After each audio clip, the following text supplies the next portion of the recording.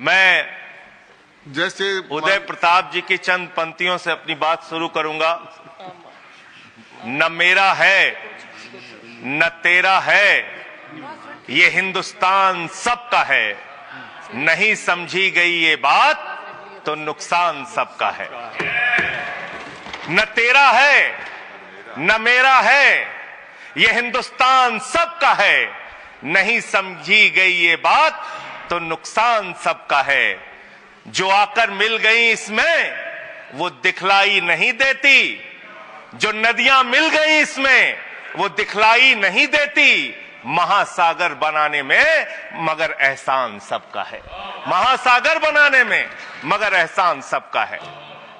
मान्यवर, हम लोग बचपन से एक शब्द सुनते आए, सरकार माई बाप।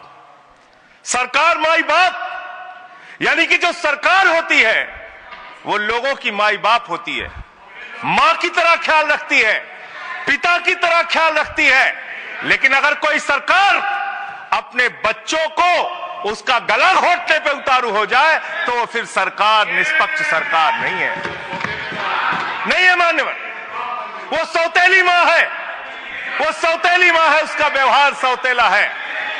और आज आप जो काम कर रहे हैं इस बिल के माध्यम से, आप बाबा साहब डॉक्टर भीमराव अंबेडकर जी के द्वारा लिखे गए संविधान की हत्या कर रहे हैं।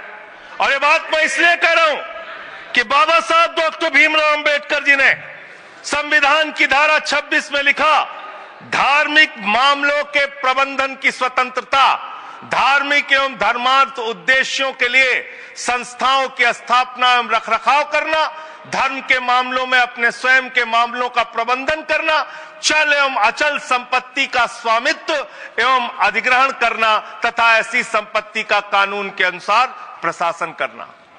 यह अधिकार आपने नहीं दिया, यह अधिकार किसी भारतीय जनता पार्टी के लोगों ने नहीं दिया। यह अधिकार बाबा साहब डॉक्टर भीमराव अंबेडकर जी के द्वारा लिखे गए भारत के संविधान ने दिया मानकर।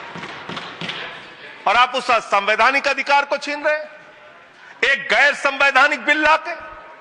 क्या क्या लिखा इस कानून के अंदर आपने, किस तरीके से आपने इस संविधान की हत्या करने का काम किया। आप बड़ी बड़ी बातें कर रहे हैं। ये सरकार कह रही है कि ये कानून हम मुसलमानों के भले के लिए आ रहे हैं। जब मैं आपसे सुनता हूं तो मुझे लगता है कपिल शर्मा कॉमेडी सर्कस में बोल रहा है। आप मुसलमानों का भला कर रहे हैं, आप मुसलमानों का भला कर रहे हैं। दोनों सदन में एक भी सदस्य, दोनों सदन में सिर्फ एक सदस्य गुलाम अली को छोड़ के एक भी सदस्य आपका मुसलमान नहीं है। आप मुसलमानों का भला कर रहे हैं, आप मुसलमानों का भला कर रहे हैं। पूरी सरकार में एक मंत्री आपका मुसलमान नहीं है, आप मुसलमानों का भला कर रहे हैं। दो नेता अपने घरों में आपने बैठा दिया, मुख्तार अब्बास नकवी, शाहनवाज हुसैन, दोनों की राजनीति आपने खत्म कर दी। आप मुसलमानों का भला कर रहे हैं, आप मुसलमानों का भला कर रहे हैं, आप मुसलमानों का भला कर रहे हैं। अरे सुनना सीखो पहले। मान्यवर, मैं इनके इस कानून में क्या क्या लिखा हुआ है, क्या क्या कहा है इन्होंने। बैठ जाए कृपया, गुलाम अली जी बैठ जाए। धार्मिक संपत्तियों को ये बिल कब्जा करने की नापाक कोशिश है। और धार्मिक संपत्तियों को सदन में इतनी कब्जा करने के लिए सदन में इतनी शांति है कि आराम से आप बोलोगे। आराम से बोल रहा हूं सर। हाँ। आप बैठे हैं तो आपको देख के वैसे ही आराम आ जाता है। आपको देख के मैं वैसे ही आराम में रहता हूं सर। आप जब है आपका संरक्षण है तो आराम से ही बोल रहा हूं। बोलिए। मान्यवर, धार्मिक संपत्तियों को कब्जा करने की एक कोशिश है। इसलिए इस बिल पर न हिंदू को खुश होना चाहिए, न सिख को खुश होना चाहिए, न ईसाई को खुश होना चाहिए, न जैन को खुश होना चाहिए, न बौद्ध को खुश होना चाहिए, क्योंकि नंबर सबका आएगा। और आज वक्फ की संपत्तियां कब्जा करके आप अपने दोस्तों को देंगे, कल गुरुद्वारे की संपत्तियां कब्जा करके आप अपने दोस्तों को देंगे, फिर चर्चों की संपत्तियां कब्जा करके आप अपने दोस्तों को देंगे, फिर बौद्धों की संपत्तियां कब्जा करके आप अपने दोस्तों को देंगे, फिर जैनों की संपत्तियां कब्जा करके आप अपने दोस्तों को देंगे, फिर मंदिरों की जमीनें कब्जा करके आप अपने दोस्तों को देंगे। आप तो वो लोग हैं जिन्होंने प्रभु श्री राम के मंदिर में भी घोटाला किया, मान्यवर, प्रभु श्री राम के मंदिर के जमीन में घोटाला किया। मैं कागज दूंगा सर, मैं कागज दूंगा। कर दिया मैंने। ये लोग राम मंदिर में घोटाला करने वाले लोग हैं, राम मंदिर की जमीन का चंदा खाने वाले लोग हैं सर। ये लोग 2 करोड़ की जमीन 5 मिनट में 18 करोड़ में बेची सर इन लोगों ने। 16.5 करोड़ का घोटाला किया, 18.5 करोड़ में जमीन बेची। ये राम मंदिर में घोटाला करने वाले लोग हैं सर। मान्यवर, अरे प्रभु श्री राम के नाम का पैसा खाते हो तुम लोग। अरे बैठ जाओ, राम मंदिर का पैसा खाते हो। अरे राम मंदिर में घोटाला करते हो, बैठो।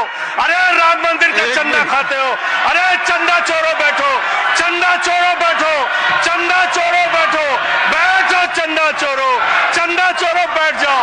चंदा चोर हो तुम लोग चंदा चोरो, चंदा चोरो तुम लोग, चंदा चोरो, चंदा चोरो, चंदा चोरो बैठो। 1 मिनट को प्लीज। चंदा चोरो बैठो। सभापति महोदय, Shri Gajendra Singh ji, sir I am not yielding sir, I am not yielding. सदस्य ने चंदा चोरी किया इन्होंने, राम का पैसा खाया, करने वाले प्रभु श्री राम का पैसा खाया सर इन्होंने। राम मंदिर का विषय, राम मंदिर में चंदा चोरी किया इन्होंने। बैठ जाए। चंदा चोर है सर ये लोग। कृपया इन्होंने प्रभु श्री राम का चंदा खाया, कृपया बैठ जाए। चंदा चोरी किया सर।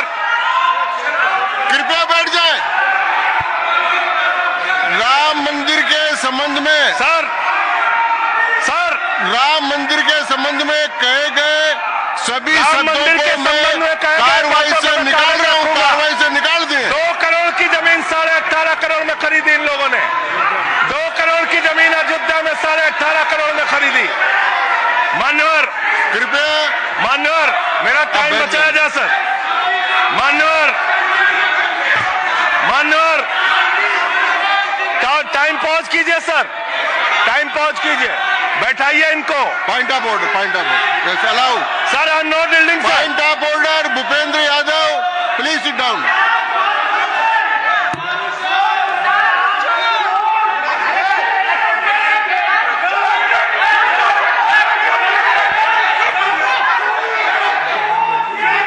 भाई पॉइंट ऑफ ऑर्डर मैंने दिया, आप जाइए स्थान पर, कृपया अपने स्थान पर जाएं। मैंने व्यवस्था का प्रश्न उठाने का मौका दिया भूपेंद्र जी यादव को। आप सब लोग अपने स्थान पर जाएं, कृपया अपने स्थान पर चले जाएं, कृपया अपने स्थान पर जाएं, सबको चोर बना, कृपया बैठे। चोरी में जेल दे रहे हैं। मैंने भूपेंद्र जी, कृपया बैठ जाए, कृपया। श्री भूपेंद्र यादव सर, मैं पहले Bhupendra ji, yes sir, Bhupendra Yadav sir, Madan ji Rathore कृपया बैठ जाएं। सर ये कृपया, मैंने भूपेंद्र जी यादव को व्यवस्था का प्रश्न उठाने की अनुमति दी है, लेकिन मैं पहले बता दूं कि राम मंदिर के बारे में जो कुछ इनको कहा मैंने उसको एक्सपेंस कर दिया है, वो कार्रवाई का हिस्सा नहीं है। आप बोलिए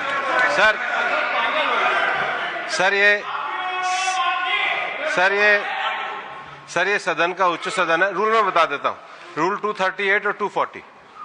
आप 238 और 240, 238 and 240, you read it sir. There are sir 2 rules है, 238, 240। मेरे को बुक की जरूरत नहीं है। हाउ टू स्पीक ये 238 है सर। 240 बड़ा इंपॉर्टेंट है जी सर। कोई भी सदस्य अगर इररिलेवेंट बोलता है, अगर तो ये चेयर की पावर है कि उस सदस्य को रोक सकते हैं। जो विषय डिबेट से जुड़ा हुआ नहीं है, जो विषय सदन से जुड़ा हुआ नहीं है, इररिलेवेंट विषय को आपको रोकने का अधिकार है।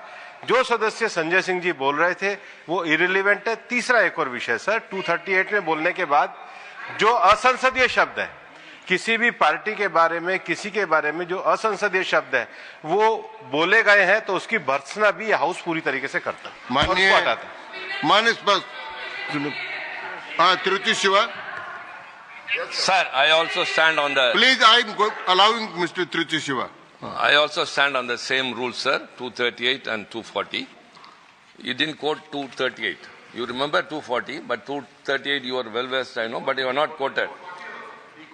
Nothing refer, only the rule number. Yes, refer to any matter of fact on which a judicial decision is pending. No. Make a personal charge against a member. No. Please. What is? Please. Kindly listen. Hello, please. I'm on a point of order.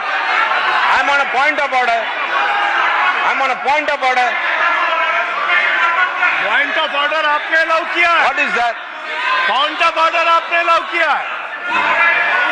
Rule 240. बैठ जाए। Sir, सुन ले एक बार। sir. मैं निर्णय मुझे करना, आप तो सुन तो लें। आप बैठे। Mr. Vice Chairman, only 240. 240 which is मैंने quoted, दोनों say- 238, Sir, sir. 240 दोनों देख लिए। Please, sir. हाँ। Rule 240 says, the chairman, after having called the attention of the council to the conduct of a member who persists in irrelevance or in tedious repetition, you didn't call, sir. Whether it is irrelevance or repetition has to be decided by the chair. So, the chairman, आप सुनो ना भाई, please. hello, please. I am speaking to the chair. Please तो I am speaking to the chair. इधर देखिए ना। Sir, it is we leave it to your discretion and Yes. decision, sir. Yes. And not it is repetition or irrelevance can be decided by any other member, sir. Only you, sir. Okay, thank you. मैंने श्री भूपेंद्र जी यादव ने 240 में ये और है कि अगर कोई दूसरा सदस्य भी किसी सदस्य के इरिलेवेंट डिबेट को सपोर्ट करता है तो उसको भी डिबार करना चाहिए, आपको शिवा को भी करना चाहिए। अब एक सेकंड। मेरी व्यवस्था यह है कि 238, 240 के अंतर्गत मैंने ऑलरेडी जो असंसदीय सब थे वो और राम मंदिर के बारे में, क्योंकि ये विधेयक की परव्यू में नहीं आता है, इसलिए मैंने राम मंदिर के बारे में इनके लगाए गए इलेक्शन और असंसदीय शब्दों को कार्रवाई से निकाल दिया। धन्यवाद। मान्यवर, आपने कहा कि इससे आप पिछड़े मुसलमानों का भला करने जा रहे हैं। सुनने में बहुत अच्छा लगता है कि आप पिछड़े मुसलमानों का भला करने जा रहे हैं। आपने इसमें कहा कि आप महिलाओं का भला करने जा रहे हैं। सुनने में बहुत अच्छा लगता है कि आप महिलाओं का भला करने जा रहे हैं, लेकिन ये सरकार और यहां पे इस समय मंत्री जी नहीं है, मैं उनसे पूछना चाहता हूं, आप देश को और सदन को गलत जानकारी क्यों दे रहे हैं? मानवर, 2013 के वक्फ बिल में जो भारतीय जनता पार्टी की सहमति और सहयोग से पास हुआ, उसमें भी महिलाओं के लिए आरक्षण था। मना कर दीजिए कि नहीं था, मना करिए कि हम गलत बोल रहे हैं। मान्यवर, मंत्री जी ने कहा 1 करोड़ सुझाव आया। मैं आपसे पूछना चाहता हूं, कितने करोड़ ईमेल आए, कितने करोड़ पत्र आए, कितने करोड़ सुझाव आए? पूरे देश को जानकारी दीजिए, और मैं आपको दावे के साथ कह सकता हूं, जब पूरा सच सामने आएगा तो देश को पता चलेगा कितने लोग इस बिल के विरोध में थे, कितने लोग इस बिल के समर्थन में थे।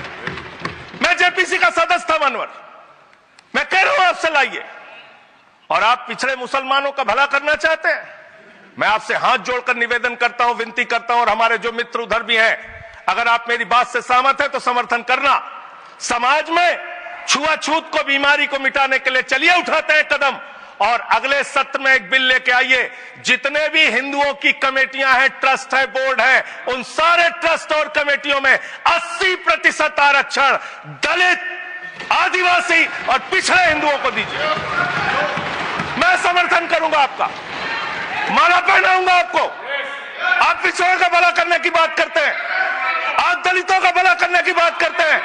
आपकी मातृ संस्था आरएसएस 100 साल तक आपने एक भी दलित, पिछड़ा और आदिवासी, एक भी महिला को आज तक आरएसएस का प्रमुख नहीं बनाया।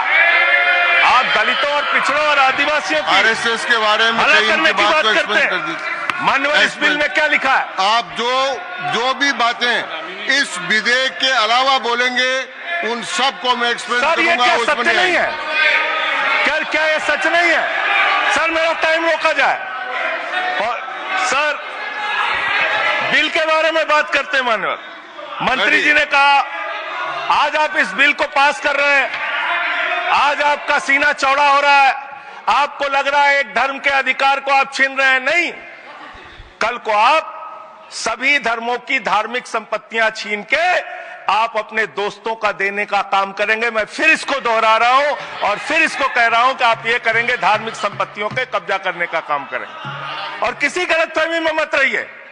आपको लोकसभा के चुनाव में मात्र 36% वोट मिला है। इस देश की 64% आबादी आज भी आपके खिलाफ है, आज भी आपके खिलाफ खड़ी है। किसी गलतफहमी में मत रहिए।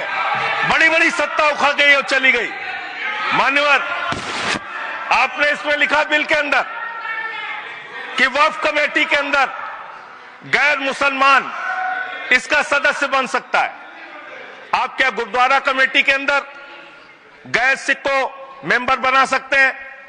क्या ईसाई कमेटी के अंदर गैर ईसाई को सदस्य बना सकते हैं? क्या बौद्धों की कमेटी के अंदर गैर बौद्ध को, क्या जैनों की कमेटी के अंदर गैर जैन को आप मेंबर बना सकते हैं? और इतना ही नहीं, क्या आप हिंदुओं के ट्रस्ट में, मंदिर के ट्रस्ट में आप क्या गैर हिंदू को मेंबर बना सकते हैं? नहीं बना सकते, नहीं बना सकते। आप एक झूठ फैला रहे हैं देश भर में, देश भर में झूठ फैला रहे हैं। आप कह रहे हैं, ये मैं पढ़ रहा हूं राम मंदिर का, सर, राम मंदिर ट्रस्ट। झूठ शब्द असंसदीय है, जो असंसदीय शब्द है उनको निकाल दीजिए। सत्य से परे, सत्य से परे। सर, ये प्रभु श्री राम के मंदिर का ट्रस्ट, मैं इसका समर्थन करता हूं। नहीं, आप सर, मैं इसका समर्थन कर रहा हूं। ये सब्जेक्ट नहीं है सर, समर्थन कर रहा हूं। सुन तो लीजिए, आप कहे से नहीं सुनूंगा। डिस्ट्रिक्ट मजिस्ट्रेट प्रोसीडिंग में नहीं आएगा सर, मेरी बात तो बिल्कुल नहीं आएगा। सर, मेरी बात सुन लीजिए। घनश्याम जी प्लीज, चेयरमैन साहब, district magistrate of Ayodhya will be ex officio trustee who will be a practicing Hindu. If the DM is not Hindu, then additional district magistrate will be an ex officio member of the trust. हम इसका समर्थन करते हैं sir. Hindu धर्म के trust में हिंदू को member होना चाहिए, आपने लिखा, हम इसका समर्थन करते हैं। लेकिन आप दूसरे धर्मों के ऊपर कह रहे हैं। कल को आप गुरुद्वारा कमेटियों में कहेंगे सिख नहीं, दूसरे धर्म के लोग इसमें आएंगे। कल को आप जैन कमेटियों में घुसड़ेंगे, बौद्धों की कमेटियों में घुसड़ेंगे। ये बात गलत है, ये पूरी तरीके से गलत है। और आज पूरे देश को आप बताइए, मान्यवर, पूरे देश को आप बताइए, 2009 में आपने अपना घोषणा पत्र जारी किया था, मैनिफेस्टो। ये मैनिफेस्टो आपका लेके आया हूं, ये तो आपका डॉक्यूमेंट है, मेरे घर नहीं बना। इस मैनिफेस्टो में लिखा है इन्होंने कि 2009 के मैनिफेस्टो में लिखा है कि वक्फ की जमीनों पर जो अवैध कब्जे हुए हैं, के.आर. रहमान की कमेटी की रिपोर्ट के हिसाब से हम मुस्लिम धर्म गुरुओं के साथ बातचीत करके उसको खाली कराने का काम करेंगे। कितना दोहरा चरित्र है आपका। आपने कहा वक्फ की जमीनों को खाली कराने का काम करेंगे जिसपे कोई और कब्जा कर रखा है। मान्यवर, एक और बात, सुप्रीम कोर्ट के अंदर आप कह रहे हो कागज चाहिए, कागज चाहिए। मंत्री जी ने कहा कागज चाहिए। मंत्री जी, आपको कागज की बहुत जरूरत होती है, कागज आपको चाहिए। आपकी सरकार ने 2020 में, ये पूरे देश को देखना चाहिए, पूरे देश को सर, 2020 में मैं जेपीसी का मेंबर था, एक कागज वहां मिला मैं 2020 में सुप्रीम कोर्ट में। सर, आप, मेरी बात नहीं आ रही सर, सर मेरी बात नहीं आ रही। 2020 में मान्यवर, इस भारत की सरकार ने, मोदी जी की सरकार ने शपथ पत्र दिया सुप्रीम कोर्ट में। से क्या लिखा हुआ है? 99% वक्फ की संपत्तियां डिजिटाइज हो चुकी हैं। मुख्तार अब्बास नकवी साहब आपके मंत्री थे, उनका बयान है 100% वक्फ की संपत्तियां डिजिटाइज हो चुकी हैं। तो जब आप सारी संपत्तियां डिजिटाइज कर चुके हैं, सब कुछ ऑनलाइन कर चुके हैं वामसी पोर्टल में, सारे कागजात जांच चुके हैं, तो क्या आप फसाद कराने के लिए फिर से कागज मांग रहे हैं? फसाद कराने के लिए, आप फसाद कराने के लिए कागज मांग रहे हैं। आप फसाद कराने वाले हिंदू हैं, हम सौहार्द फैलाने वाले हिंदू हैं। यह बुनियादी फर्क है, यह बुनियादी फर्क है। आप देश भर में फसाद, नफरत, लड़ाई, झगड़ा कराने का काम करते हैं। मान्यवर, मैं अंत में आप लोगों से सिर्फ एक ही बात कहना चाहता हूं कि आज सच्चर कमेटी की रिपोर्ट की बात कही गई और कहा गया 12,000 करोड़ की आमदनी हो सकती थी। एक सुझाव मैं पूरे सदन की तरफ से इस सरकार को देना चाहता हूं।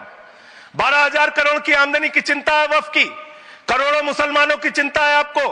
एक अपने दोस्त को पकड़ के लाइए, नीरव मोदी को 20,000 करोड़ वसूलिए, 12,000 करोड़ वक्फ को दीजिए, 8,000 करोड़ अपने पास रखिए। 8,000 करोड़ का आपको मुनाफा होगा, 12,000 करोड़ वक्फ को दे दीजिए, करोड़ों मुसलमानों का भला हो जाएगा।